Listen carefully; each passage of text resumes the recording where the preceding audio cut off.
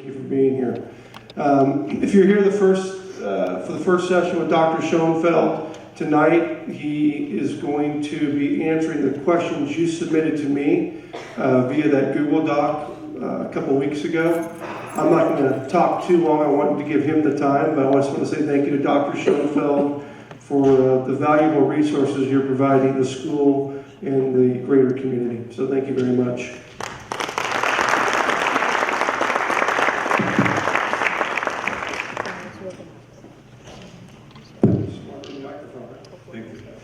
So it's good to see many of you again. So let me start by asking how many of you were at one of the prior presentations I gave the first time? That's what I figured, most of you. Okay. So what I wanted to do was not lecture to you. I did a presentation last time I was here, and I wanted to focus on your questions. So we kind of made a compromise, and Mr. Ferry sent out a survey. So I have the questions that you asked as a group, or I should say through the survey as a group. And what I thought I would do is summarize some of those questions, start by answering those, and then take additional questions from you. And in that I have very few slides, but I have a couple slides to review some of the points that came up in the questions. And for those of you who were not here before, that may be a way to cover some of the basic content as well. So we'll try that and see how it works. But please just shout out. You can raise your hand, but sometimes it's a little hard to see everybody's hand, so you can actually shout, or shout for the person next to you. I'm also going to explain I'm almost over a cold, so I don't shake hands with anybody. I'm social distancing for your well-being. So please don't think that I'm rude or whatever. So these were the topics, the main categories of topics. It may not be, I'll try and cover each of the questions, but there were questions that had come up about identifying and addressing both trauma symptoms and specifically trauma triggers. So I want to make sure I spend some time talking about that phenomenon. There were a number of questions about reluctance for children to share their distress, whether that's with family members, parents, shy children who maybe they're temperamentally shy or they're having trouble talking about this. Then the flip side is, how can I tell if my children are actually okay? So they look good, I'm not seeing any problems, they tell me they're fine, I leave them alone, and how do I know if they really, really are okay? Which, by the way, is a question you could ask on any day of any child, or any adult for that matter. Then there were some questions about academic accommodations and supports. My child is having some trouble with the academics. My child had trouble with academics before and was doing well, and now is not doing as well. What do I do? There were a group of questions on the impact on the sense of safety, and I do want to talk about that. And then Patrick Prince is going to be talking after me, more specifically on physical safety in schools and the measures that are being taken or will be taken or considered. Then there were questions about transitions. For example, how do you help children who are heading off to college? Because that's actually a tricky transition after there's been a school shooting. It's always difficult to go to college in some ways. It's even more so when there's been a tragedy. And then there were what I would categorize as other types of support, like should I get a pet? What other ways can I help just be supportive to my child as they're recovering? There was at least one question about long-term positive effects of trauma, so I can go over a little bit more post-traumatic growth and the fact that there are some things that come after traumatic events that are positive. They do not outweigh the tragedy, so in no way would I say that on balance it's positive, but it does mean that people who have been through traumatic events, even though they're changed, are not necessarily damaged, they are different, and so our goal is to try and get as much positive growth occurring after the events as possible. And then I do want to spend some time, because this came up by a number of people, and it came up in every session I was in when I came here the last time, is how do you reconcile that the shooter was actually liked? And what do you deal with those, how do you deal with those difficult feelings of the fact that someone you cared about could do this, and how do you grieve someone who did something that's horrific? So, those are the questions to get started. It's a lot, but I think we can cover it. And as I'm saying, if I miss your question, please just let me know, or if another one comes up. So the first thing is, if you're trying to identify and address trauma symptoms, it is helpful, of course, to know what those trauma symptoms are. So I think I went over this slide last time. It looked differently. Has color in it, but it otherwise was the same content. So I'm going to go very quickly over it just to remind you of some of the symptoms you may see. And then we can talk about questions that people have with identifying. It can be sleep problems, and that can be trouble falling asleep, staying asleep, difficulty wakening, frequent wakenings, nightmares, really just any disruption in sleep. I went over last time some of the strategies and approaches you can use to facilitate sleep. That might be sleep hygiene. It may also be teaching kids good bedtime rituals and having consistent bedtime, and also teaching self-relaxation techniques. And that's on the continuum, whether it's mindfulness, whether it's progressive relaxation, whether it's self-hypnosis. There are strategies that you can use to help individuals learn how to get a good night's sleep. And I would go through all of that before I would even consider medication. So I think, now the question that I got last time, and I get all the time, is, my kid didn't sleep well before the shooting, or if he's not sleeping well, how do I know it's the shooting, they're depressed, they're anxious, they're an adolescent. There are many reasons for disrupted sleep. These are non-specific symptoms. So, and if you go through this, by the way, please understand that they're very common. And so, therefore, you're going to see one of these symptoms in your children and in yourself at some point. It doesn't mean that you have a trauma disorder. It just means that this is something that's a clue that maybe there's something more going on. But to be quite honest, if someone's not sleeping well, it does matter why. If you need more definitive therapy or counseling or support. But if someone's not sleeping well, you need to make sure they sleep better anyway. So in children who have been through traumatic events, we often do what we call symptomatic treatment, and we help them get a good night's sleep. And we would do that for no matter what reason it was caused by. And then if they have other problems, you start looking more deeply to see if there's trauma going on, or if trauma is the cause. Of course, if kids are really not sleeping at all, they're up every night, they're having a lot of nightmares, and they say they have nightmares about the shooting, then yes, you start considering the trauma treatment at that point. But if they're just not sleeping as well, and you find that, on Monday morning they're tired, you don't know if it's because they were staying up late on the weekend, you make sure you get the sleep under control, and then you pursue that more. You can see separation anxiety and school avoidance, so you may find that the kids don't want to separate from you as much. You might like that at some level because you're worried about them, and you want them to be closer. But I think if children are uncomfortable and not able to come to school, we want to make sure we get them back into a school-like setting as quickly as possible. You can see anxiety and trauma-related fears, and I'm going to get into kind of the triggers and some of the fears that kids can have. But if kids can also be just anxious. They may be fearful about things in general. An example I always give is if a shooting happens in daylight, they may become more scared of the dark because they become more anxious. And so if you see more fears, more concerns, more worries, that is also a fairly common reaction. And then difficulties with concentration that lead to deterioration in academic performance. And for how many of you have seniors as kids? And how many of you have juniors? And how many have sophomores and freshmen? Did you plan when you came in to just divide that equally? That was impressive. I can't even tell which one. Okay, so is more. So juniors and seniors, probably not so much for the seniors now because they probably already know where they're going and their applications are in. But for the juniors, this is a really particularly difficult time, even in the absence of any tragedy, because it's very high academic expectations, and it also feels so important. The grades, and whether determine whether or not you're going to be able to go to the college that will change your life.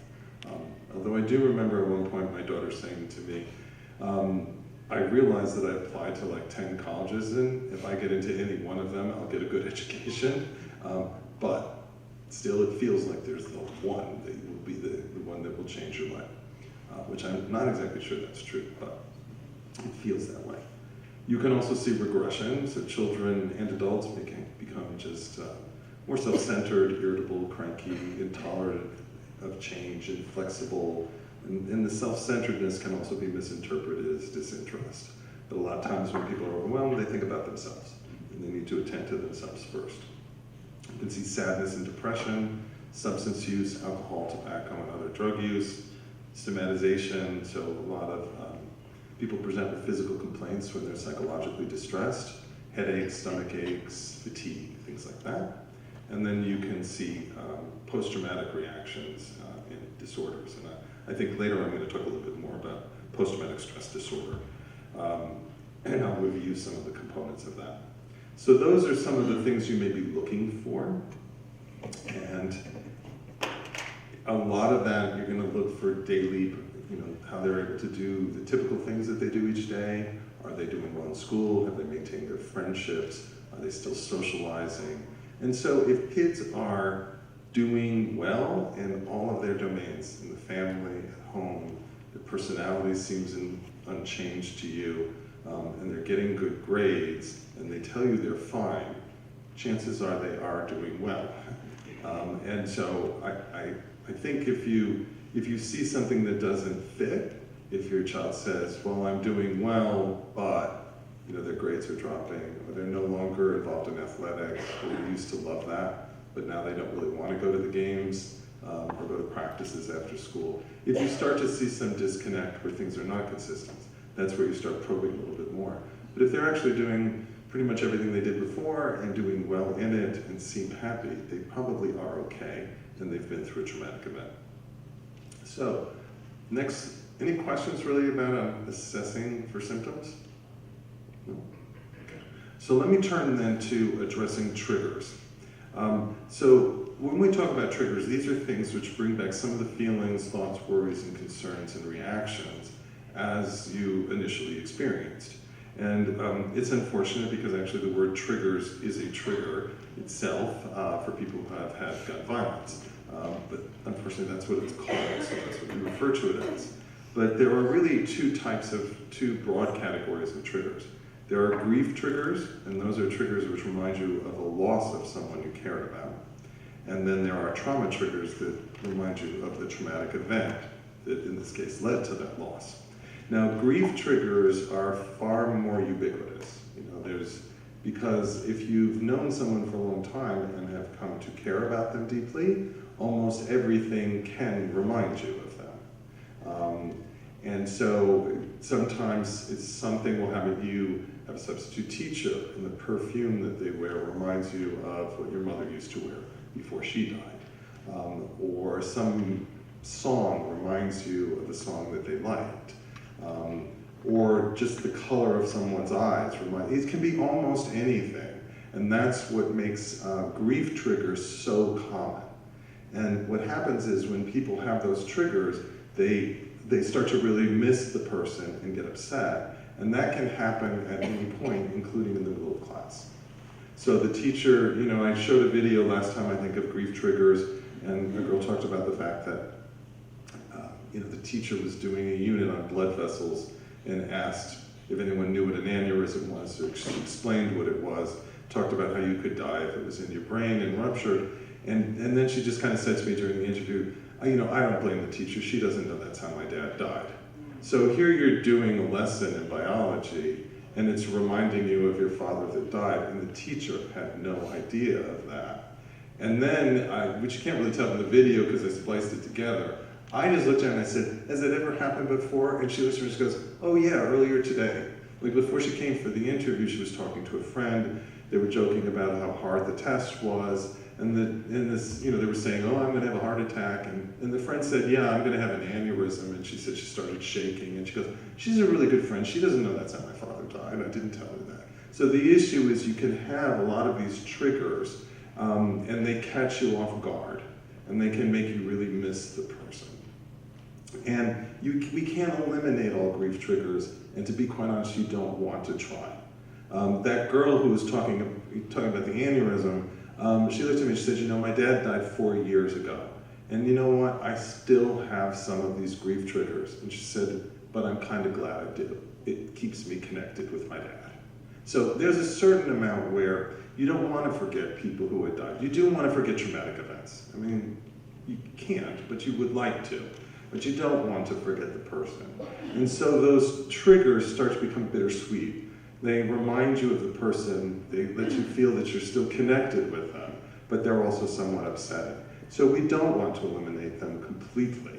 And I have seen, for example, schools that, where they have decided not to include in the yearbook pictures of someone who died because they don't want to trigger reactions. But people do want to remember people that died.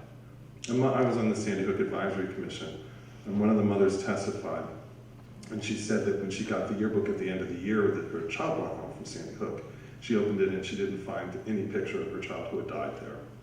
And she said the pictures of every child and staff member who died that day were removed as if they never existed.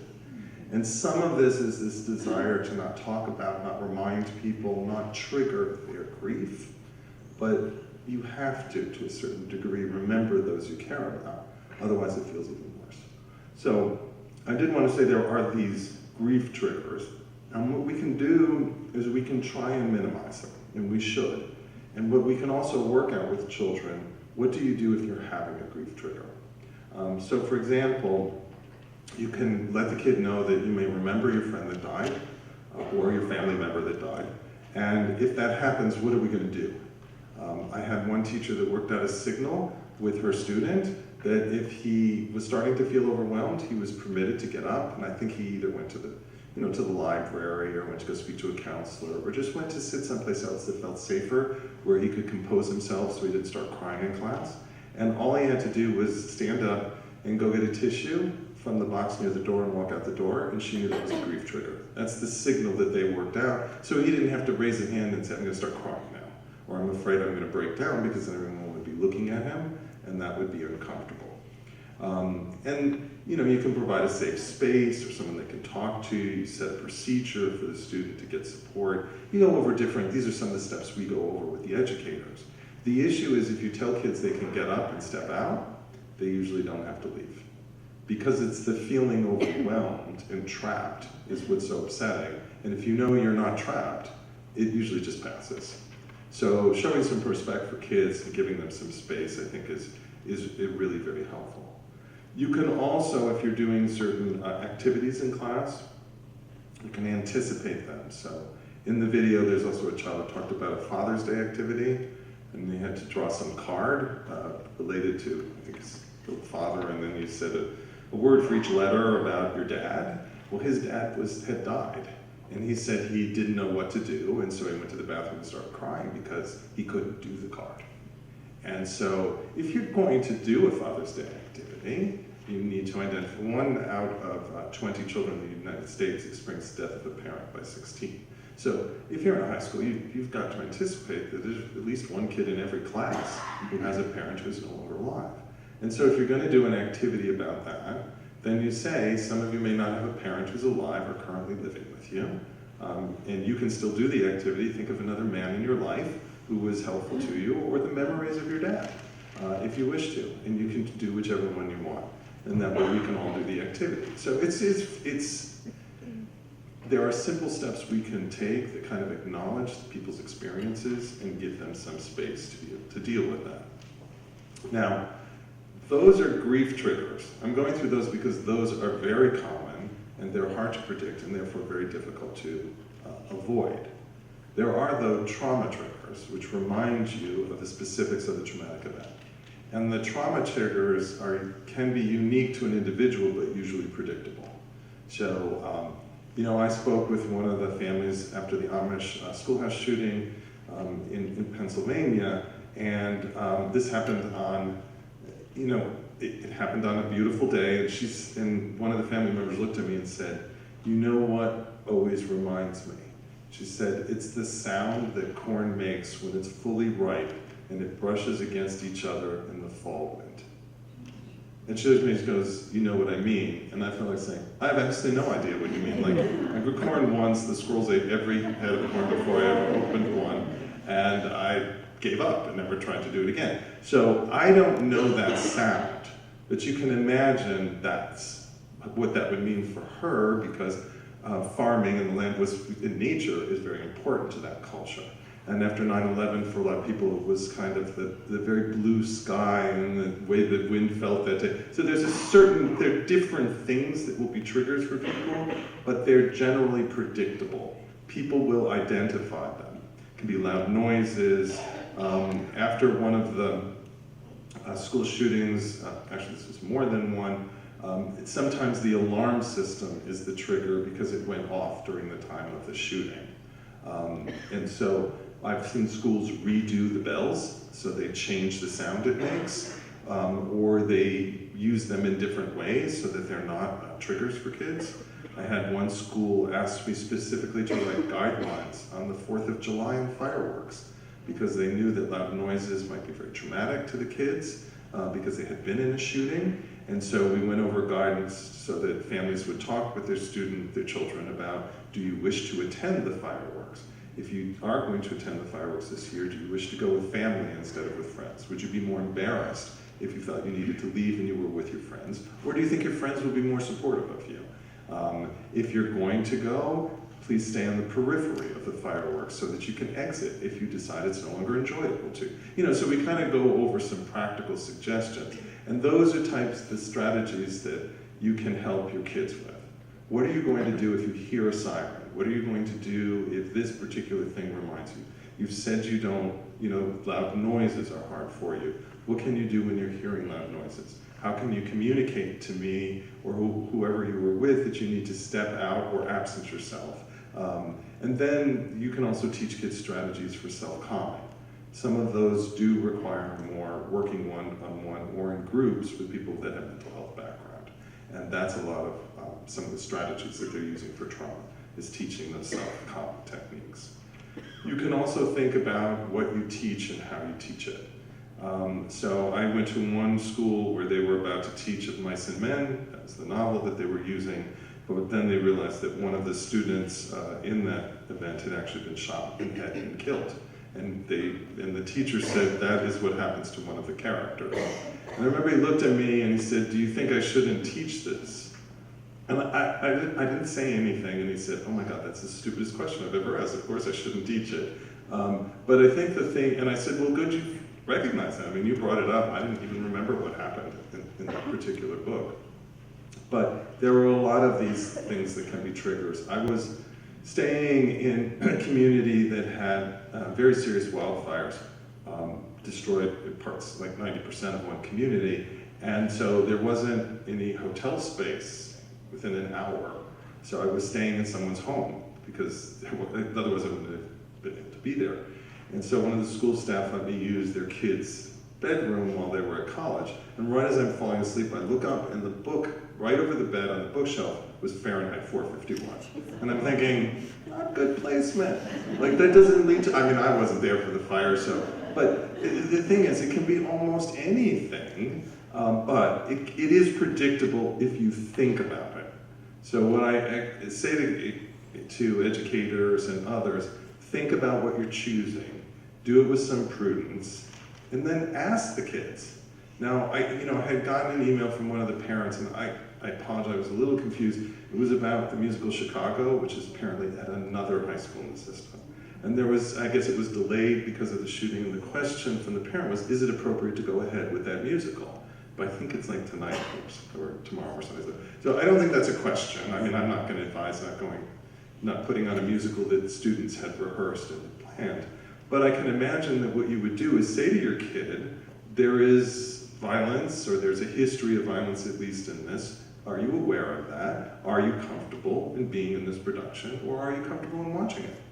And so if you're going to bring the whole class in to watch this during, say, I don't know, music class, then I think you should say to the students, well, this is part of what this show covers, and for some of you who experience violence, this may be more difficult for you, let me know, and you can step out, and we'll find something else for you to do during it. I don't know that you have to cancel the performance, and I certainly gave no opinion. I didn't give any opinion about canceling. I would never suggest that, having worked too much in musical productions myself, that is a big deal to tell kids that something they've worked on that hard for that long can't be done, but you can certainly suggest to them if it's still uncomfortable and you prefer not to be part of it, we would understand that and we'll replace you in it. But if you want to actually manage the distress of these triggers, beyond avoidance and distancing yourself, then you have to start using more of the mindfulness techniques or some of the cognitive behavioral approaches to teach yourself some of the calming techniques. And I don't think that's something that most parents should try and do with their own kids, but we have people in the school to do that. And I don't know if you want to, maybe at the end you can talk a little bit about some of the resources if people want to know. But there are people in the school here who are available to provide that type of support. You also, there was a question coming up about what do I do short of getting counseling? And what I would say is you should obtain counseling and support whenever you think it's going to be helpful. Too often people say, well, do you think I actually need it? Well, it isn't a question whether you need it, it's a question of whether it will help. And so I would really avoid this, particularly when you're talking about major traumas that occurs in a school setting. You're going to have so many people who have trauma reactions. I'm going to show you some data later, but New York City, 6 months after 9/11, if you look at the trauma symptoms, 87% of children throughout the district have them, at least one. And so it's not a question about are you going to have it, they're so common, it is the norm. And so the issue is, so then people will say, well, why should I get help with this? You know, all the other kids have these same reactions. And my answer is, if it's bothering you and you can learn a strategy or approach so it bothers you less, then everyone should get that who's in that situation. It's not a question of where you fit in the hierarchy of how upset people are. These are major tragic events. They should never occur to anyone. And if they have occurred to you, you should accept the support to try and adjust as well as possible. But if your kid says, I'm doing fine, it's really not bothering me, and they are doing well, they don't have to get it. It's just if it would be helpful and they're willing to accept that. The other thing I hear from people is, well, how do I make sure they get the support so they can either reach closure, get over this, no longer be bothered by it? So I want to just say to a certain degree that events such as this are what we call N-of-1 learning. You experience them once, you learn them, you don't need to ever see it again to learn it again. So they cause lifelong learning. The analogy they often use is if you're attacked by a tiger once and you survive, you don't want to be near a tiger again.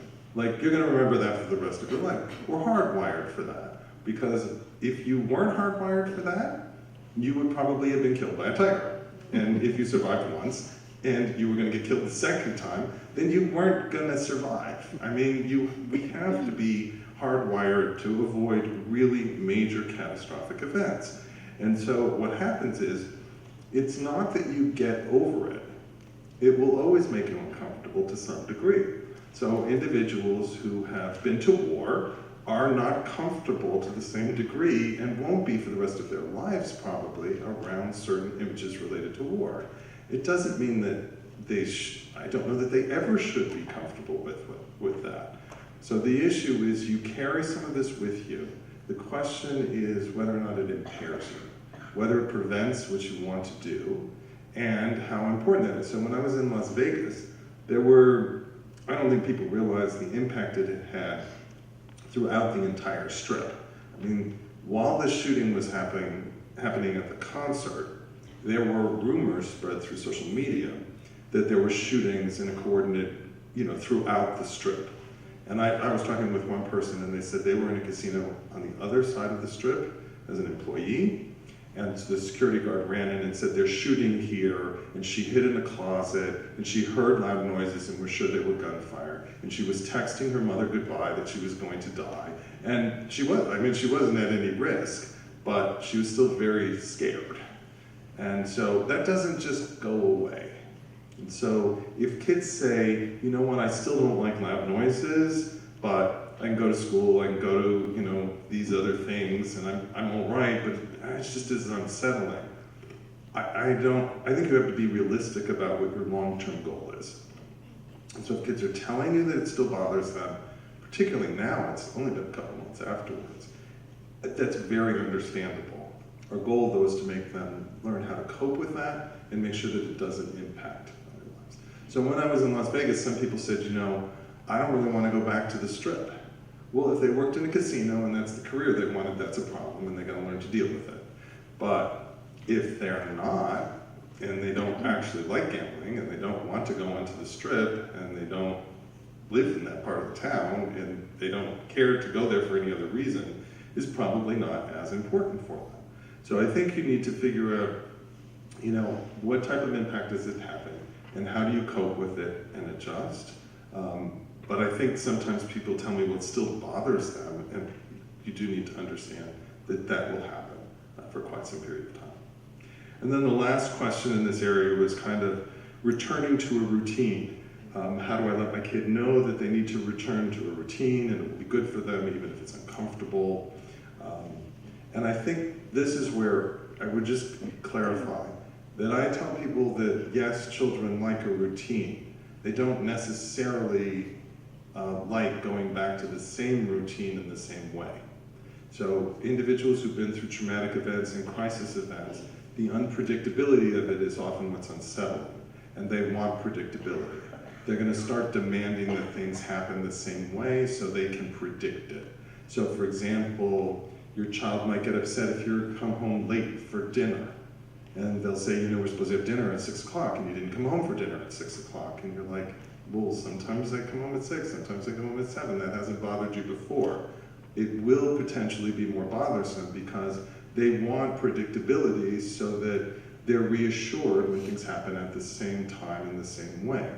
So kids do like routine, but it doesn't mean they're ready to go back to the same routine with the same amount of homework, learning the same amount of material at the same rate. They need to go back to a routine, but with accommodations and with adaptations and the support. So they're learning at the rate they can learn, and they're given work at the rate that they can accomplish it. So I find some schools, this school is not doing that, but some other schools just go back as if nothing happened because they say kids like routine, and I think that's a misunderstanding. They like predictability, but they don't. They still need the supports. So all of those are what I was trying to fit under the category of dealing with triggers. Let me pause and see, do you have any questions about that before I go into the next section? You asked so many questions in the first section, so I so appreciated that. Actually, I do have one. Yes, thank you. At what point does trying to avoid and keep away and eliminate triggers actually become a trigger? So you're trying to always anticipate what your child might be triggered by, and they catch on to that, and they understand, and they see you, or they know that you're trying to eliminate these things, and that becomes a trigger unto itself. Yeah, so first off, one of the things I always tell people is you should hold the expectation for recovery and convey that to your child. I expect you're going to be able to cope with this. I know it will take some time and some support, and you let me know. And if I'm going too fast in anticipating your recovery, tell me. And if something's still bothering you, we'll get you some support, but you're going to get better. I mean, that is generally what does happen. So I think if you try and remove every mention or anything, that will be seen as you feeling that they can't handle anything. And then that makes them feel that maybe they can't handle anything. So let me just clarify a little bit. If I'm not saying that something is a trigger because you mentioned a word and it reminds them. For trauma triggers, I'm talking about the fact that a loud booming noise can be a trauma trigger for someone who's been in an explosion. Or severe weather is a trigger for kids who have been through a tornado and experienced the death or serious injury of someone. But that doesn't mean that every time that you never use the word tornado. There has to be a certain amount where you start to reintroduce the words and the vocabulary, because you can't protect your children from exposure elsewhere. So I think that I'll use an example. When I was 4 years old, I came home from nursery school. Still don't understand why I walked home by myself, but I did. And I couldn't get in the house. I don't know, it's so long. And I'm kind of like, why would you do that to a 4-year-old? But anyway, I came home, couldn't get in the house, And so I went to go visit a friend, and he wasn't home. And then the next thing I know, apparently his dog then mauled me. And I don't actually remember the attack by the dog, but I remember everything that followed. And so, from my memory, he jumped up to play and he scratched my face, but he bit me in the face and I needed stitches throughout my face. And there was a lot of blood and people screaming and stuff. So I remember all of that, but not upset. I mean, I just remember all the blood, I remember the stitches, I remember the candy I got afterwards, I remember bringing the stitches to show and tell. Like, I remember a lot about it. Don't actually remember being that fearful. So what I then found out, years later, was I was hesitant to walk to school the next day. And this was my best friend's dog. And it was unprovoked, and nobody understands why it happened. So I'm like, didn't want to walk through the neighborhood by myself. I still don't understand why I was walking to school by myself before. These were different years, and we were party stock. And so I remember my dad said something like, you were nervous, so for the first day, I drove and followed you to make sure you could make it all the way there. And I'm like, it's driving distance, and I walked by myself at 4. Like, that's all I could get out of that. It was like, how many miles did you make me walk by myself at 4? And was it snowing at the time? I don't think it was. So then they decided, let's go get a dog. You know, like, he should have a dog, because we don't want to be afraid of dogs. I got a puppy. I love that dog. I am not at all fearful of golden retrievers. I love golden retrievers. German Shepherds, on the other hand, I wasn't thrilled with. And so the thing is, to this day, I generally don't like strange, large dogs that growl. If I don't know them. My next door neighbor had a German Shepherd. Love that dog. You can leave me alone with that dog. That's great.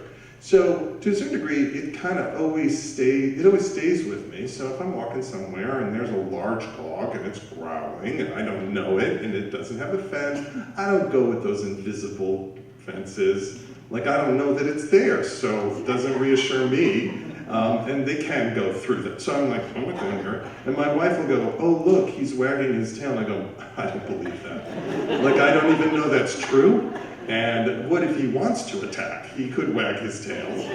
I would think of that as a dog too. So I'm like, I'm gonna cross the street. And she'd go, no, you're being silly. And I go, no, actually I'm not. I'm gonna cross the street, you know. And she went through this, you know, you can tell and stuff, until she was bitten by a dog as an adult. And then I was like, was it wagging its tail for you? So the point is, you still persist with some of those feelings and concerns. And I know my parents tried to consciously place me into situations that they thought and trusted I could handle so that I could develop mastery over those fears so it wouldn't incapacitate or lead to me not being able to do what I wish to do. And so I wouldn't try and remove every mention of anything because children do need to be able to talk about it, but I wouldn't push them to talk about the specifics of the event if that feels very uncomfortable to them. So does that help you a little bit? I mean, yeah. And then there's also things that, because this comes up, and comes up in the questions too, and I get that a lot of, well, he's in counseling, but he won't talk to me about what happened. And I'm like, that's called good judgment. You know, you should talk about the really difficult stuff, person who's hired to do that. I mean, that's the professional. And so you can ask the therapist, do you feel like he's making adequate progress in counseling? Are you addressing the issues that need to be discussed? And if he says, yes, we're making good progress, then your kid can talk to you as a mom or dad. That's what you're there for. You're not there to be their therapist.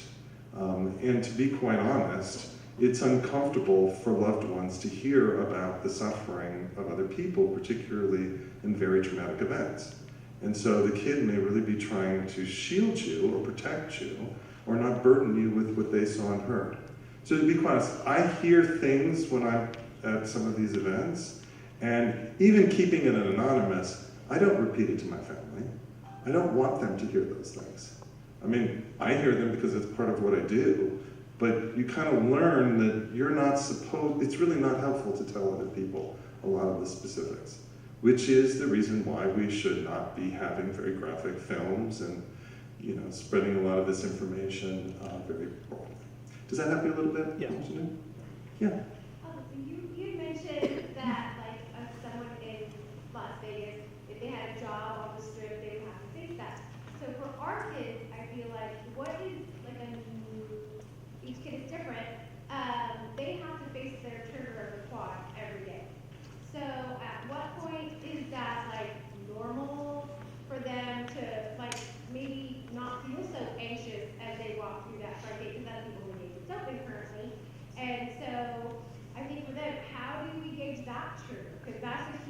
trigger every day, Right. like all day. So the first thing I would say is I try and avoid the normal versus abnormal, because what happened to the children here is not normal.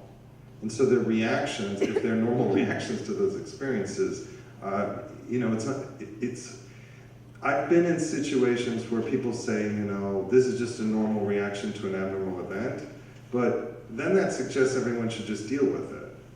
So I prefer more typical, common, as opposed to saying if it's normal or abnormal, because what I hear all the time from kids, adults too, is everybody else is going through it. Why should I go get counseling? And the issue, because then is it normal or abnormal? It's an abnormal experience, and therefore it's a typical reaction to it. But it's a distressing reaction, so let's get some help with that. Now, in terms of what you're describing, having to walk through a quad, there are certain accommodations and changes you can make to an environment to try and make it appear different. In most situations, that's helpful, unless the sameness is comforting to people, because they also have other associations with that space. So you might paint the room a different color. You might plant a tree in an area that was barren. Make it look so it isn't as visually identical to what it was at the time of the event, if that is a trigger for them. But there are certain things that are hard to do, like if it's like the strip, you can't, they're not going to change the strip, the whole thing, to make it look different. You wouldn't be able to do that. But the quad, you could think about, is there a different point of entry? Okay, that's my question. Yeah. Okay, if your student wasn't used to coming in that point of entry, and now they're being not forced, but guided to, because, we're trying to figure things out as we grow through this process, it is now something that they can't avoid, whereas before, maybe they were coming in through the upper gate or through the back gate. So if you're going to a single point of entry, Right. and if that point of entry happens to be a trigger for the individual child, then I think that's something you talk over with the school to see if there's any accommodations that can be made for that particular child. I remember when I was working with one of the communities that had massive wildfires, there were schools that happened to be undamaged, even though, say, 80 or 90% of the community was damaged. The particular school was not. So the kids were living someplace else, and they were busing them in, and they were still using the school building because it was recoverable. And they said to me, those kids, they're going to have this trigger every day because they're going to drive through areas where there was fire. And I'm like, no, that's a reminder. Because when they drove through before, it wasn't barren. Maybe it was in flames, and I would say, yes, they're not going to drive through flames again. But this is just a reminder. It's not a trauma trigger. So the trauma triggers are usually more specific, and it's what reminds them of what happened at the time. So it may not be a trauma trigger for all of the students to walk in that particular entry point. But I'm sorry? Just the ones that were in the quad. Right. For the ones in the quad, but they may have walked in another point, or that may not be the thing that triggers them. Because it may be a sound, it may be a smell, it may be how they were feeling at the time. It may be that they were out of breath because they were running, and every time they're running in gym class, that's a trigger for them. So the triggers tend to be specific to the person. But, I was talking to one staff person who worked in the office at a school where there was a school shooting, and she said that the shooter walked in, and her job was to greet people, and then she had like this desk, and then there was like a little window above it, and so she looked in the window and saw the gun, and so her desk was still there months later, and she just said, every time anyone steps in front of there, which is like continuously, she goes back to that moment when she saw the gun. And I talked to her, and with her permission, we went and talked to the principal, and they're like, you're moving your desk right now. Like, you shouldn't be sitting there anymore. But she said, that's my job. And they said, we will find a different job for you. You're not going to greet people at when they walk in, if that is a trigger for you. But it wasn't a trigger for anyone else in the office. So that's where I think if you're feeling that that is a trigger for your child and it's bringing on some of their symptoms of distress, that's something to talk with the counselor in school, and let's see if there's some ways of either helping your individual child learn strategies to be able to relax during the time they have to be exposed to that, or find alternatives. And then but for the school, if they're going to use a single point of entry, I'm not trying to be callous, it's going to be one point of entry, and it will work for some people, and it might be a trigger for a handful of people or even more. And then you need to look for accommodations for them. So I think it's a really excellent question. But what you can't say is, well, we'll have 4 different points of entry, and therefore each child picks which one works best for them, because that will be difficult because it then conflicts with some of the safety issues within the school. But understanding how to make accommodations for an individual child in order to continue the safety is really what schools can and will do. And so please bring that up. But it's best to bring it up, I think, on an individual basis if the child is forming an association with that particular thing. We can see if there's a way to work around that. If that would be my suggestion. Other questions? Yeah? Any thoughts on child wanting to avoid crowds? Oh, so avoidance of crowds is also quite, that's a frequent association for kids, particularly if they were running after the event or it occurred during crowds. And so what you can do is decrease the amount of time you place children in crowds initially as they're going through some of their adaptation and ultimately their treatment. And then they can also learn some of the techniques to calm when they are in crowded situations. So for example, one school, they had, the shooter had pulled the fire alarm and everyone poured into the hallway and the shooting occurred, and the kids were really anxious in crowds and anxious when the alarm went off. So they stopped using an alarm, and they stopped class at the same time, but looking at the clock, they weren't like completely on sync as an alarm would be. So some people left a minute before, some people a minute afterwards, so the halls were never as crowded. And the teachers also walked out with the students and stood in the hallway. And that was very comforting to them. And then over a month or two, they went back to the bell system. So if there's certain things you can do in a school setting, and there are also things that you can do in a family setting. And so I've been in situations where they've wanted to hold big concerts that have been sponsored as fundraisers, and they want all the kids to come and buzz the kids from all over.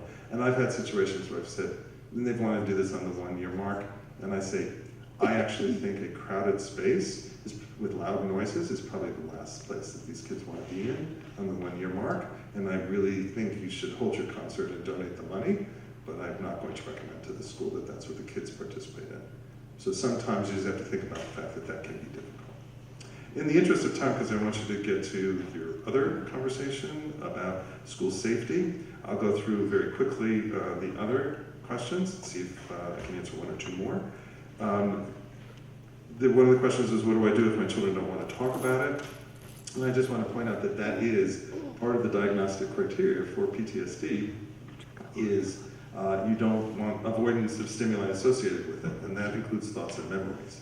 So in New York City schools, I mentioned they did a survey. I won't go over all of the data because that wouldn't interest you very much.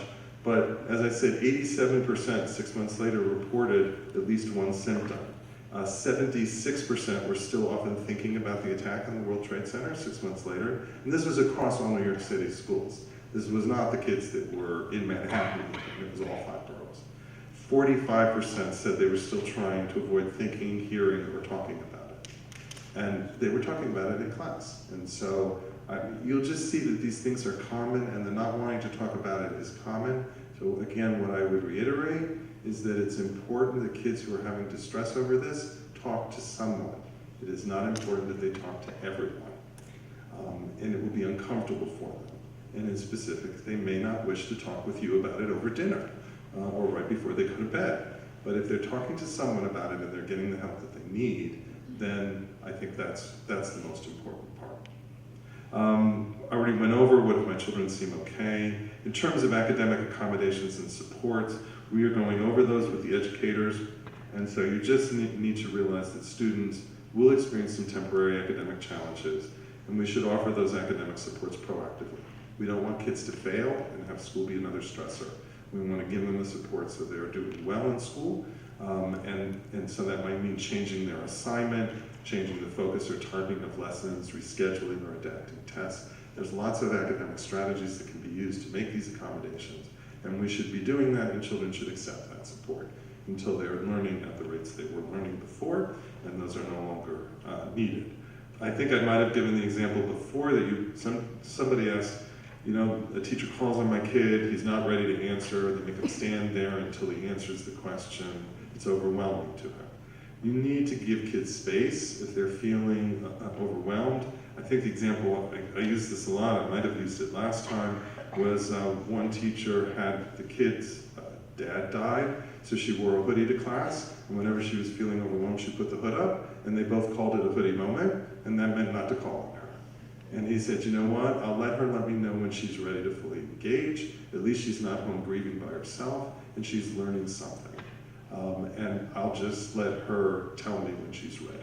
And I think that's just such a nice and respectful way of interacting with kids. I'm not saying they should all wear hoodies, it would be a little gimmicky if everybody did that. But if a kid's called on, they should be able to say, I'm sorry, not right now, or something along those lines. And the teacher needs to respect that and then check in with the kid and say, you know, how are you doing? What else can I help you with? That's been happening for every class for the past 2 weeks. I'd like you to talk with someone. Let's see if we can have someone in here and you can learn some approaches to deal with that. The comment was made by another parent that their child was very academically focused, but now has a change in priority and thinks that academics seem trivial compared to with what happened, and maybe there would not be a future. Like, how do I even know I'll be alive to go to college? I think it's what some kids might say or think. And these events can have an impact on your future orientation, and so that's understandable that they might feel that way, but they still need to engage in their academics. And if it seems trivial compared to what happened, it isn't as big as what happened. That's what I would just say to my kid. No, it isn't as big as what happened. But you still need to go to school. You know, you still need to learn. So let's figure out how you can do both. Cope with something really big that happened and continue with your education. And part of what happens in these events is it has an impact on your sense of safety, and it also, there's another, it's what we call the loss of the assumptive world. We make certain assumptions every day. This is what death does in general, is it challenges your basic assumptions.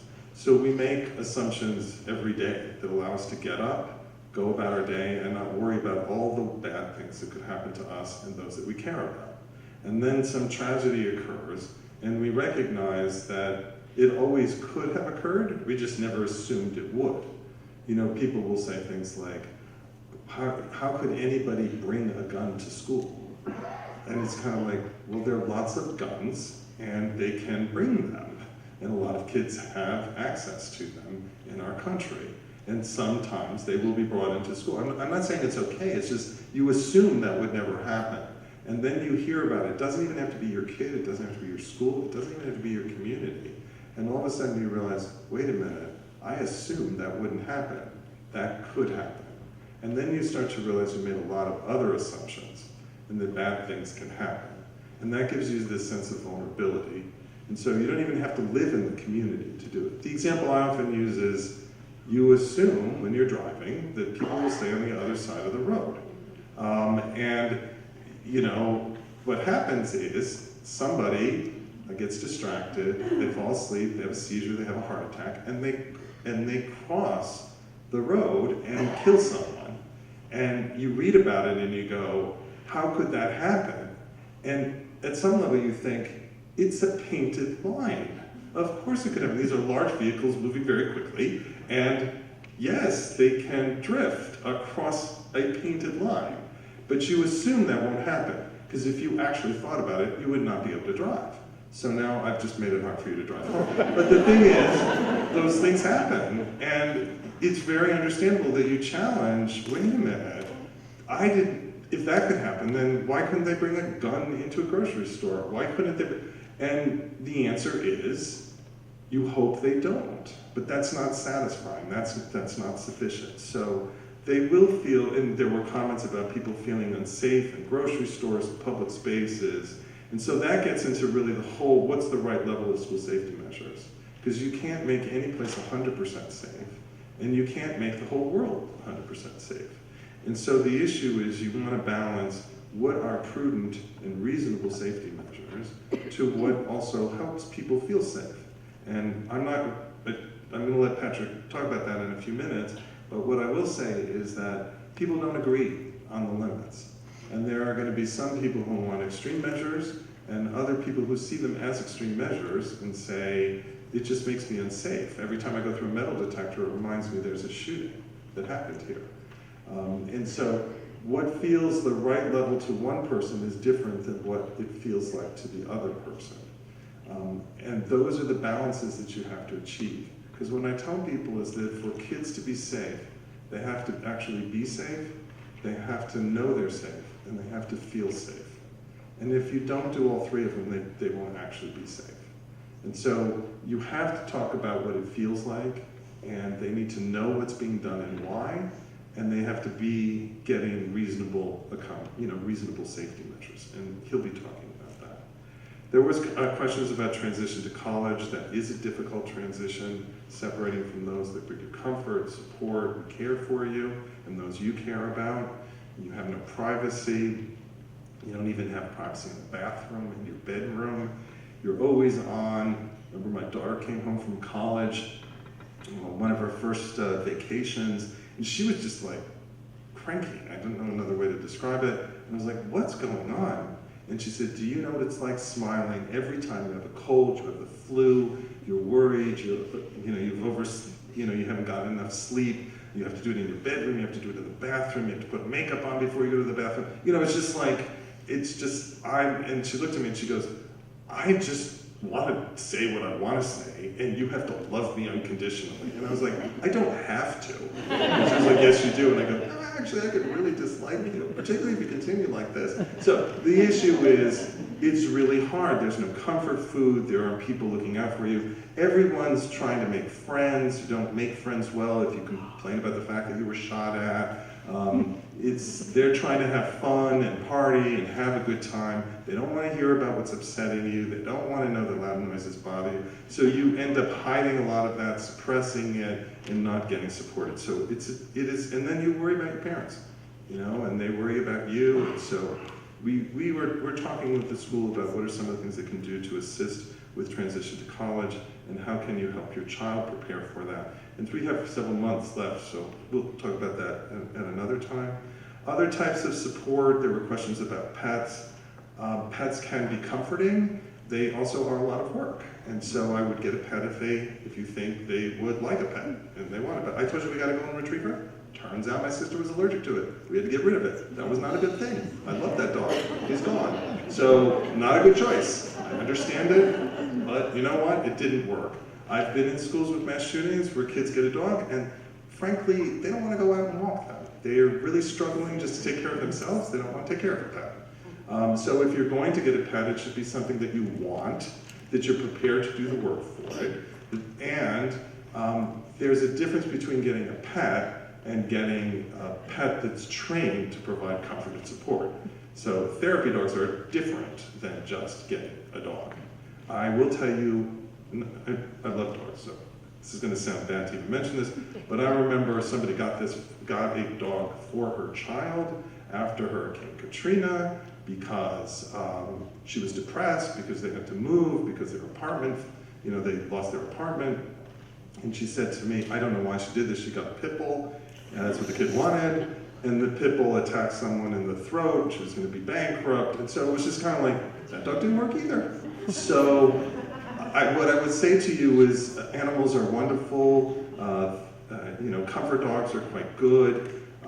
But if you don't want a dog, and particularly if the child doesn't want a dog, I wouldn't necessarily just get one because they are work to take care of them. There was some question about collective healing activities. Community service is very useful. commemoration, memorialization, giving kids a way to help others makes them feel less powerless and can be useful. And the last thing that I was going to talk about, I did talk about post-traumatic growth last time, but the last thing I did want to talk about is how do you reconcile that the shooter was liked? Because I think that is important, and we've tried to introduce some of that even from the script for their first day back to class. We talked about we included in that explicitly because I had heard about the fact that many people did like and had a good relationship with the shooter, that we put in that you may have difficult feelings because you're both angry with what happened and also miss the person who did it. And so there's a phenomenon in the grief literature called disenfranchised grief that talks about the fact that it is hard to grieve when you're not seen as a legitimate griever. And so that used to be like stillbirth. They didn't have cards about it, you didn't talk about it, there weren't funerals, so it was hard to get over that, harder to adjust to that loss because you didn't get the supports that you normally would, and you didn't feel you were entitled to it. It's the same way if somebody dies after killing people. You don't feel that it's a legitimate role that you're grieving, because people don't come up to you and say, oh, I know you were friends with the shooter, I'm so sorry, you must really miss him. That's not what they say. They don't have Hallmark cards that say, I'm sorry that your friend who shot people died. It's not in there. So the issue is we need to acknowledge the fact that you can care and care deeply about someone, even when they do something horrific, because you are losing your feelings to that person, their feelings about the person. You're losing that, you feel that. You're also losing the ideal of what your friend was. So it can be even more complicated, because you've not only lost your friend, you've now realized you've even lost what you thought your friend was. And that is hard and complicated. And so I think as adults, we need to be able to deal with that and talk to them about that and how hard that is, and allow them to miss someone that they cared about, even if that person did something that was horrible.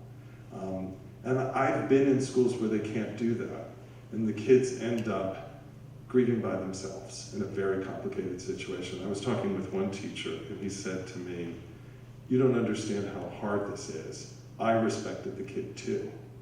How can I even talk about this with them? And I said, well, as hard as it is for you, imagine you were 15. It's even harder. I get that it's hard. And so I really actually am pretty impressed with the fact that this community talks about it, because most of the time they don't.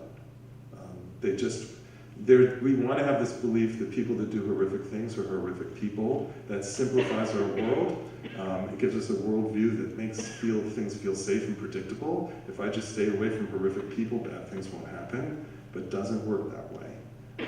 Unfortunately, it's much more complex. I would say particularly in some of these murder-suicides, it is much more complex. So I've tried to pack a lot in. I hope is there like another one or two questions people want to ask before I turn this over to Patrick? How about you? Our son was triggered by something that he doesn't know he was triggered by. He said he wasn't thinking about anything, he was thinking about math, and then all of a sudden it just hit him and he started, crying in class. Oh, okay. So there are triggers, but there are other times where you'll just think about it and it wasn't brought on by anything in particular. Not all feelings are triggered. And so, I remember talking to one parent, their child died accidentally, they felt responsible. It was a very young child that died. And she didn't really want to think about it because she was pregnant, she didn't want her stress hormones disrupting the brain development of her unborn child. So she distracted herself. She just did fun things with the other children and didn't deal with it. And then what happened was she'd go to sleep. And when she'd go to sleep, she'd have nightmares and wake up, very upset. And I said to her, look, if you don't allow yourself to think about it or talk about it, at some point, those thoughts will come to you. Now, they can happen in sleep. They can happen when you're distracted. I'm not suggesting that math class is the same as sleep, but it is for some kids. For the issue is if you're distracted, then if you're putting yourself on guard and preventing yourself thinking about it, there will be times when you forget to do that and the thoughts come back. So that could be part of the phenomenon, is that they do catch you when you're not thinking about anything. That's different than a trigger, but you do think about things, and you will get that. I'm sure as you were listening to me, there were times you were completely bored, and you were thinking about something else that happened. And if you have some thought in the back of your mind that you're trying not to think about, it can push itself into your consciousness. And so part of what I suggest people is to people is, this is a sign that maybe it would be useful to talk with someone about this, because otherwise you may be thinking about it when you're least prepared for that. And so if you start to think about it and it bothers you and you say, you know what, I'm going to go speak to the counselor after math class, then you can, it's sometimes easier to put off those thoughts until a time when it feels more appropriate. And Nick, did you want to say anything about services? Do you want to do that after Patrick? What would you prefer? How about after Patrick? Okay, so where's Patrick? Oh, okay, I'm sorry. It's hard with the lighting. Did you want to introduce him?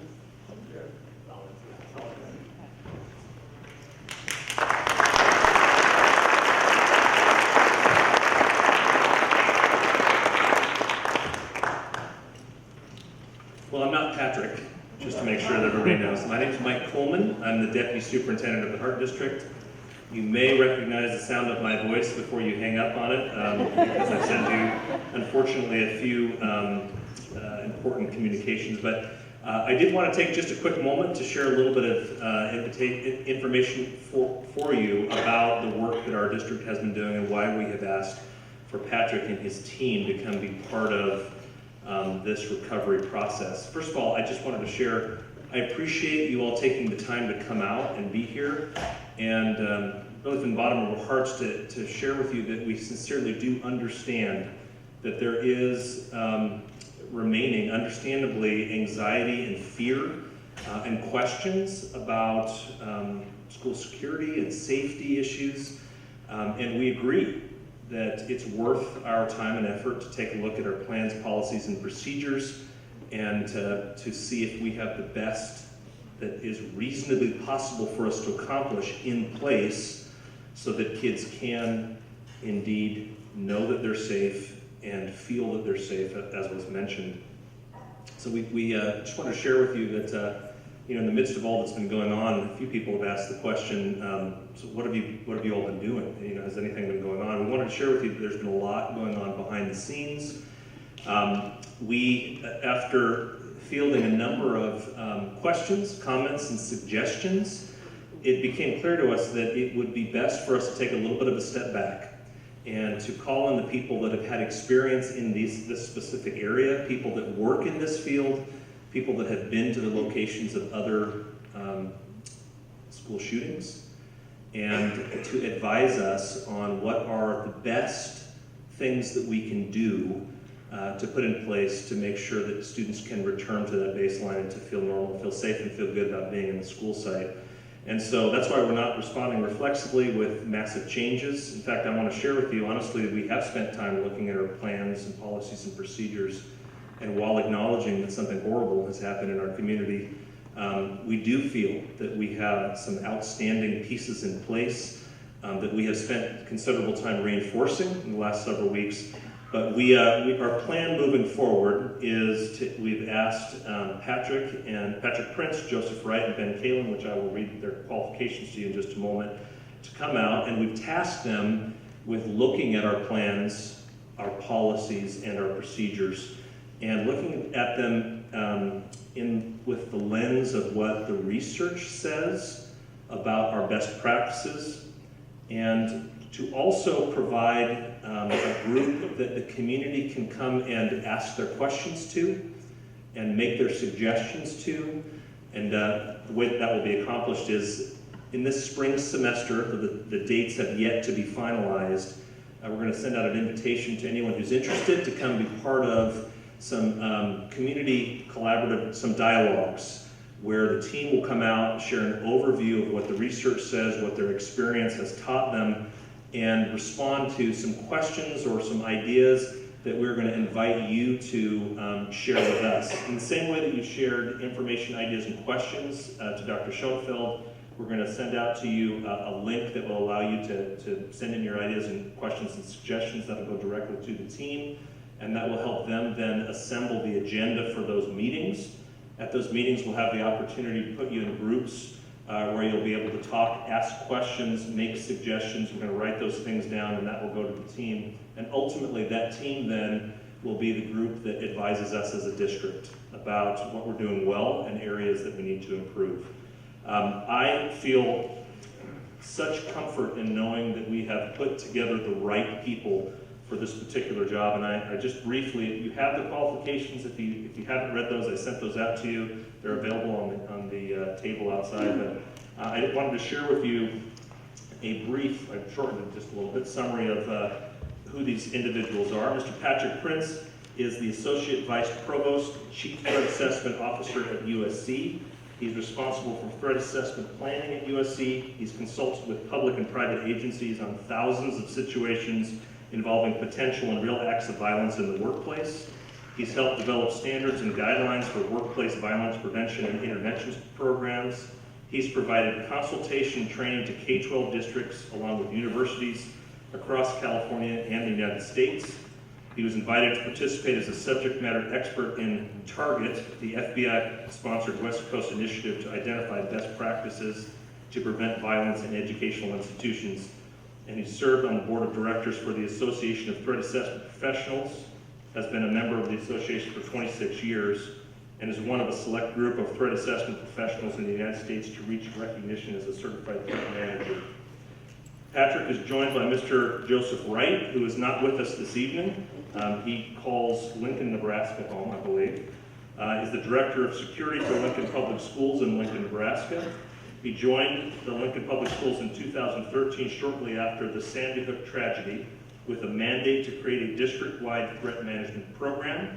He's a member of the Association of Threat Assessment Professionals, has earned the designation of Certified Threat Manager, and prior to his current position, he served at the City of Lincoln as a police officer for 27 years and retired as the captain of that institution. Mr. Wright speaks nationally on threat management in the K-12 environment and continues to train law enforcement on mental health and threat management issues. I'm also pleased to welcome tonight Mr. Ben Callan. He's a threat assessment officer at the University of Southern California. He holds graduate degrees in both public administration and social work and is currently a doctoral candidate. Mr. Callan has focused his graduate education on mental health and wellness, with an emphasis on the prevention and recognition of homicide and suicide among K-12 and higher education populations. He has a variety of experiences in crisis and emergency response, serving on critical incident stress debriefing teams and trauma response and recovery teams. While in the Marine Corps, he completed 2 combat deployments to Fallujah, Iraq. He's a former wildland firefighter and a wilderness emergency medical technician, having spent 5 years with specialized U.S. Forest Service hotshot crews fighting fire across the United States. I'm sure you can see why we have take great comfort in knowing that these are the individuals that will help guide us moving forward on our threat assessment and safety planning. So I will turn this over to Mr. Prince. Thank you for being here. We appreciate it.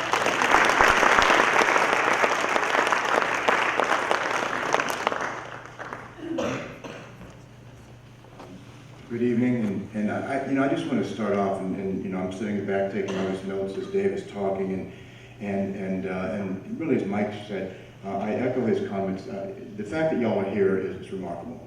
You're here as parents. You're here, I think, driven by love and driven by concern for your children and your neighbors. I also think you wear other hats too. A little bit about something happened to me about 3 years ago. I was in Seattle on business. I get a telephone call about 2:15 in the morning, and my daughter's on the phone. She's in Arizona at college, and she's crying. And she doesn't often call me, and not 2 in the morning, and not crying. And I go, baby, what's the matter? And she said, Dad, I heard all this noise. It woke me up. Then I heard shots, and I think there's some dead kids right outside my dorm window. And in fact, there was a shooting at her college. They had killed multiple students.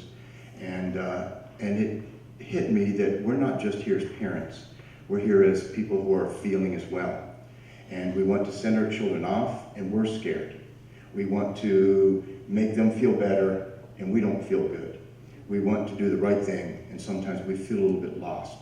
And so I really look at tonight as just a piece of a larger continuum. And I sit and I think of the comments that Dave makes, and maybe more important, the questions that y'all ask. And I think we're on the right path. But it's a long path. And it's an important path that we do it together. And we do it as a community. Mike did not mention, I am from Santa Clarita. 3 of my daughters, my wife's daughters, but I consider them mine, went to Saugus High School. They graduated from here. My other 3 children graduated from Kenyon High School. And Saugus. We came here to raise our children here. We are here in Santa Clarita, at least I think we are. I've been up here since 1984, because this is a community, and it is a home, and it means a great deal. So I just want to say thank you for being here, and I have a few comments. We are going to have the meetings, as Mike mentions. We're going to talk a little bit more. I'll have slides, and I really want to talk about what is the research on these kinds of events. Where do we go? I started doing this work. I want to tell you a little bit about who I am so you understand where we're coming from in my team. Back as early as 1984, I was doing some of the kind of things that David does, Dr. Schoenfeld, that I did what called trauma response. And I did it within the occupational environment, but when there is a death, a fatality, from whatever kind, how does it affect folks? How does it impact their ability to stay on target? How does it affect relationships? And we know it damages relationships dearly. We go home and we pay for the price. And many of the folks in the world of violence prevention started that way. And unfortunately, we were behind the 8 ball. We were behind a long way, unfortunately. And over the years, we've become much better. And now we've gone from being kind of responding to terrible events to maybe being a little bit smarter and being reactive when something happens. We have terms that we use now, that we've used tonight, that we never had 20, 30 years ago. Terms like active shooter. It's morally reprehensible that we even have to have a term like that. It bothers me that we talk about pre-incident indicators, that we talk about run, hide, fight, that we do those, but we're fools if we don't. And as a society and as a culture, we're getting better. Where we need to go, and I'll use the royal we, and it's one of the things I'm hoping to do through my position at the university and bringing in folks like Mr. Callan and working with folks like Mr. Wright, that where we need to go is figure out how do we see these things maybe not just days, weeks, months, years earlier, and how do we establish procedures and protocols and put into practice policies that allow us to intervene much more meaningfully early. We know a simple truth: the earlier we intervene, the more positive the outcome is likely to be. So part of what I want to do then is share with the district where we need to go. Ben, as you've heard, has done some extraordinary things in crisis response and in trauma, and his research is really looking at how we develop policies and procedures. Joe Wright has actually been involved in research and some remarkable work that has been published lately about when we identify somebody in risk, and we can talk a lot maybe at the next meeting what that means. What do we do? What options are available for the district? How do we come together as a community? And what can we do to mitigate those so that we can change the trajectory? So we're going to be looking at that. We're going to really bring together a number of things. We want to look at some of the partners we have. We have a very good relationship, as does Saugus High School in the Hart District, with Los Angeles County Department of Mental Health. We work very strongly with groups like the FBI. I don't think 3 days go by that we aren't talking with our partners and special agents there, especially here on the West Coast. We've been doing a lot of, I think, powerful work. We've got some really extraordinary friends and resources within the Association of Threat Assessment Professional Community. And so one of the I think the strengths that my team brings to the table is that we don't always have to be the smartest people in the room, but we need to know who is. And how do we bring those folks to the table? And how do we learn from that? We're going to look at our research resources. It's been mentioned several times. The United States Secret Service did just a landmark study in 2002, and they've been involved in numerous studies since then, the most recent one published barely 2 months ago. The FBI has been engaged in some remarkable studies as well on how do we keep our communities, how do we keep our schools and our institutions safe. We're going to be looking at some of the guidelines put forth by the National Association of School Psychologists, the National Association of School Resource Officers. There are a number of very, very talented organizations and groups of people that spend all their days looking at this. And so we're going to tap into that pool of knowledge and look at best practices. We're going to really come back and build on what we have. I will echo another thing that Michael said, and I have to say this with great sincerity. Hart is a good district. This is a good place to send our kids to school. I've sent 6 of my children here, and I have 5 grandchildren who live in the community, some only 3 blocks from here, and they will be going to our schools as well. I do consider them our schools. And we can get better. And so what we really want to do is take what we feel is a robust and a very powerful program environment, and where we can identify areas to get better, let's do that. It's what we are. It's what we do. It's what you do. And so that's going to be our role. My philosophical view is that there are some things that we can get much better at. I do believe, though, that violence prevention, and this is really the model that we use in my office and we've used for years, violence prevention is more than just a deterrence of physical harm. It's a restoration of health, of well-being, of safety for not only the person who's concerned, but the entire community. If we can identify early, we can intervene meaningfully.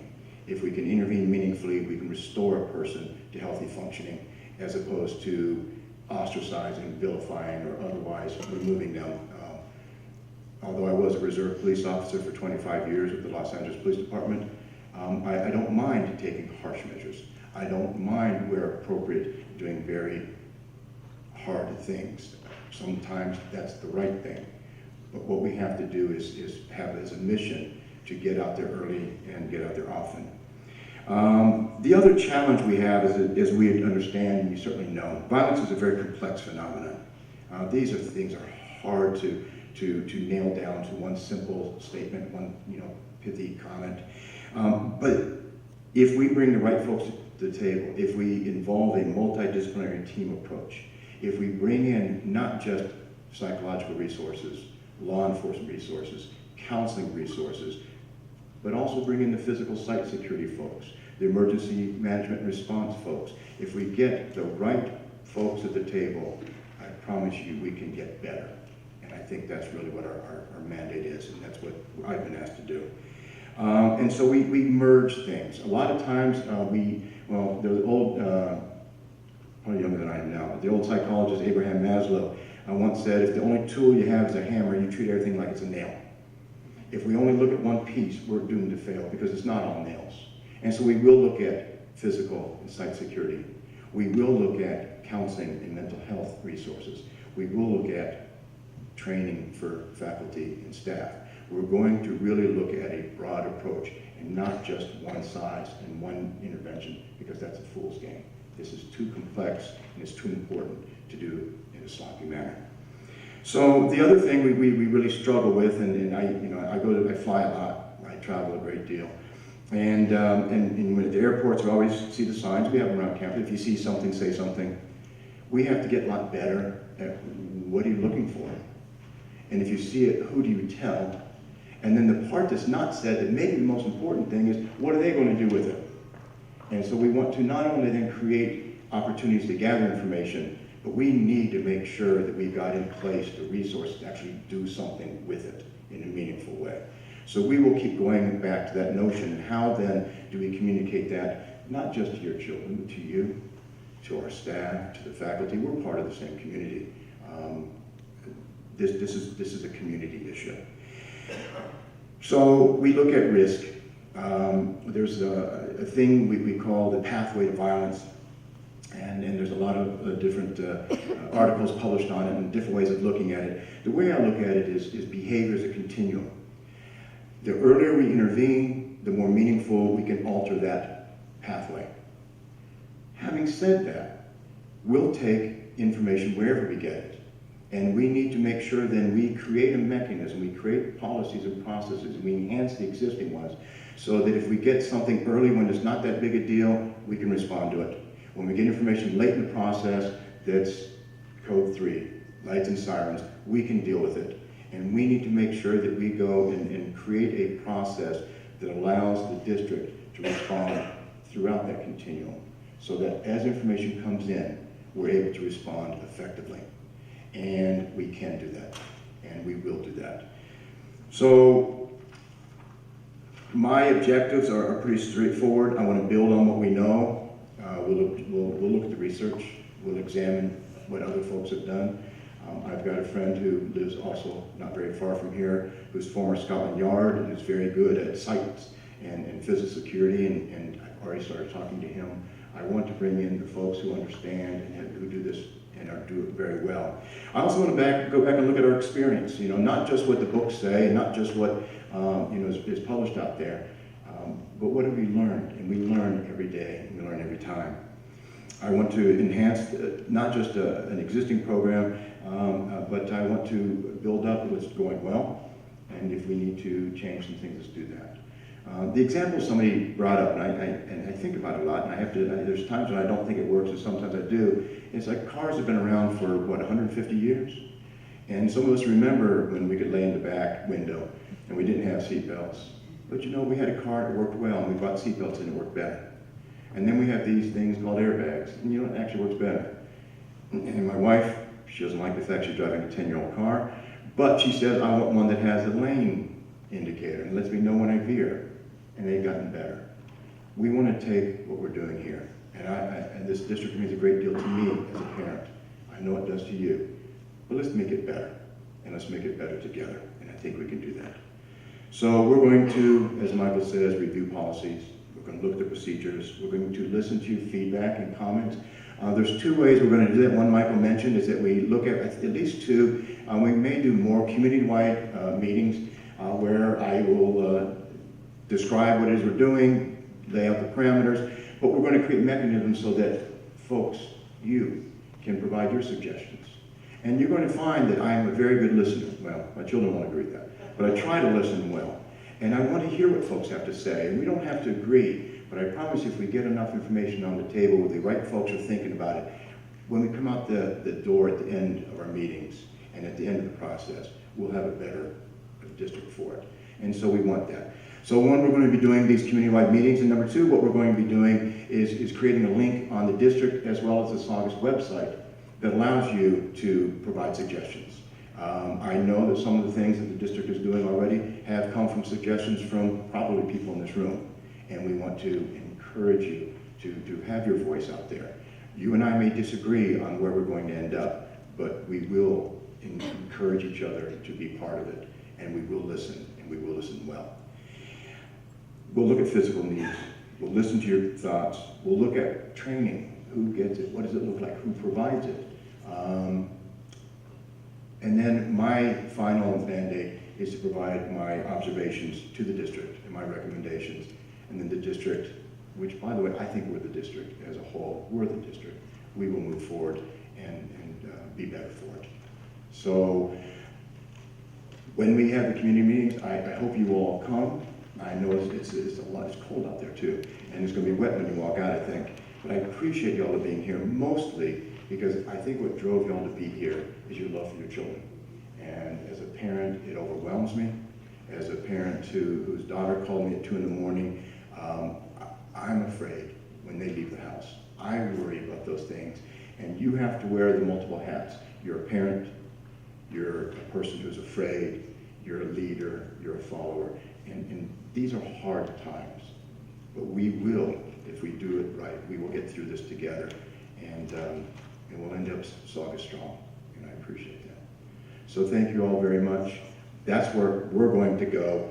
I will give you hours of opportunity to ask questions, minutes, I talk a lot, but I do want you to know where the district wants to go, and I appreciate you.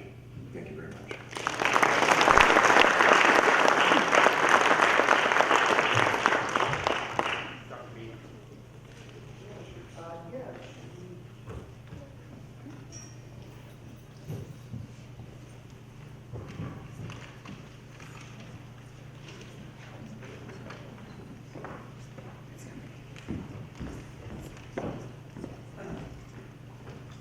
Good evening. One of the things that you all know, and I've come to better appreciate, is all the wonderful associations everyone has with Saugus High School.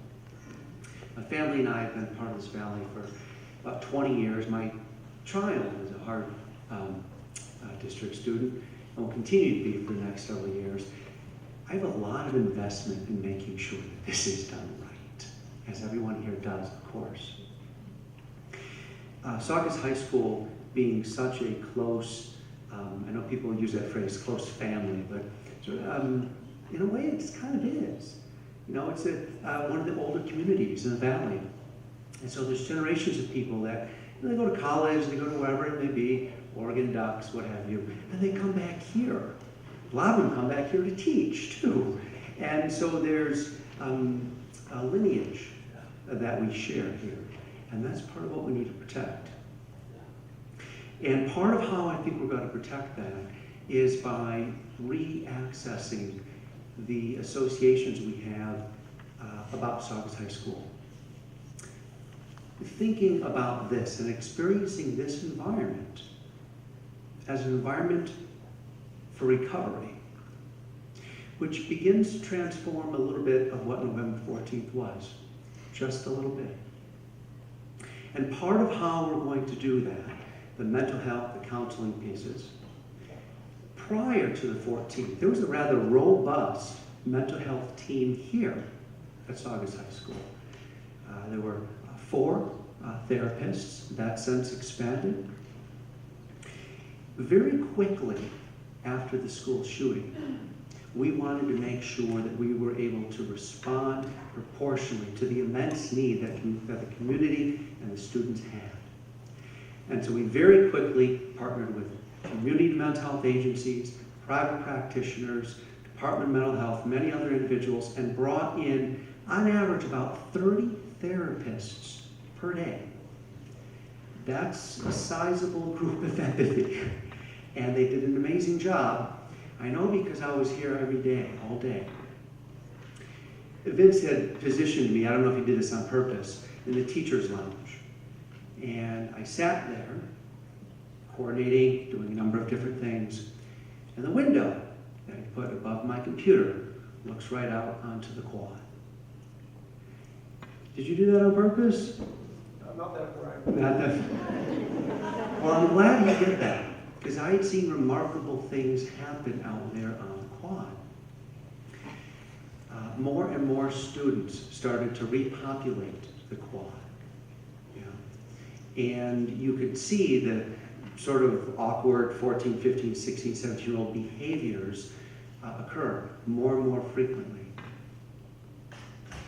The district's plan to move forward, that conversation started 2 months ago and is still evolving, as you've heard this evening.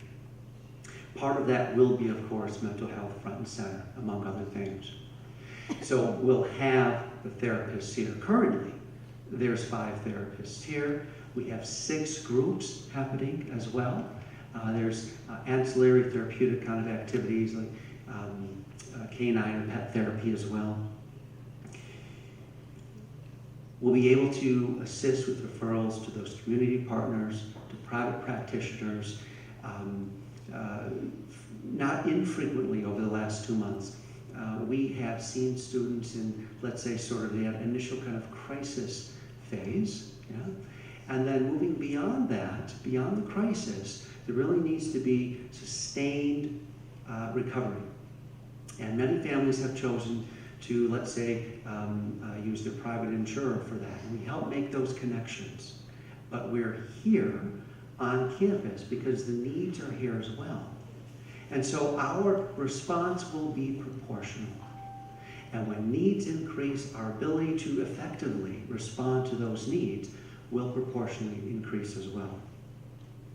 How you can access the plethora of resources for your student will be the academic counselor. They're sort of the gateway, if you will, to all of these different pieces.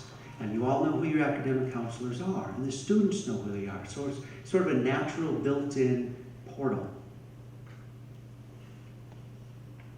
one of the objectives that I've come to learn, and in the language from Dr. Schoenfeld and others, you've heard Vince say this in a number of his communications, is that movement away from normal and abnormal, but to a return to baseline. And our ability to return to baseline, whatever that may be, is going to require a partnership. Neither one of us can, I think, really do it alone. It will be more effective together. Ultimately, one of the asterisks, if you will, that frames what I think the next several months and perhaps years will look like is that community concerns require community solutions.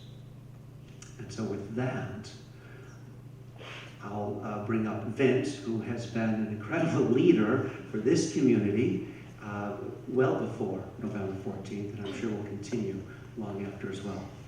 Thank you, Vince.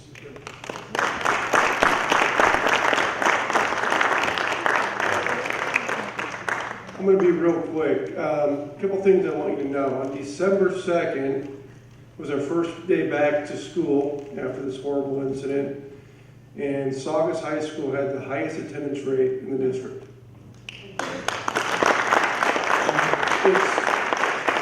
It's important you hear that. Since we've returned, we've been over 95% attendance rate, way above the district average right now for the first week back to school. Since we've returned, we've enrolled over 45 students new to Saugus High School. And it's showing you, it's not me, it's not the APs, and it's a lot of support. It's showing you that people want to be a part of this community, a part of the recovery. And as Dr. Beatty talked about, part of that community, it doesn't say Saugus High School strong, it says Saugus strong. And it's important we remember that, because although I'm strong, I'm tall, you guys think I'm big and tough maybe? Maybe some of you guys think I'm tough, I don't know. I can't do this by myself. We need to be at home paying attention to our students, like Dr. Schoenfeld has spoken about. We need to be looking for what their typical baseline is. And you as a parent have raised great kids. That means you are a great parent. You know the supports and resources your kids have. Don't hesitate to give those to them. It doesn't mean I don't want to hear from you. It means if you need help, I need you to reach out to me. I need to reach out to the school. It has to be an equitable partnership to really be Saugus strong, to make that saying really be true to its meaning. I am so proud of this district. I'm so proud of the Saugus community. This is going to be an extremely long road. I get that. Our teachers are aware of that. We are going to stumble along the way. We're going to make mistakes along the way. But as long as we're communicating, working together, you guys are communicating with myself or a teacher who may not know that your student has something else traumatic going on with their life, or may not know that speaking in front of the class is causing that much anxiety. A simple email sometimes, a phone call can fix that. So I want to end this by saying we are strong, we're to continue to be strong, but to do that, we have to do it together. And I can't thank you enough for being here tonight, and to Superintendent Ingrid, who has put all these resources together for us. So thank you very much.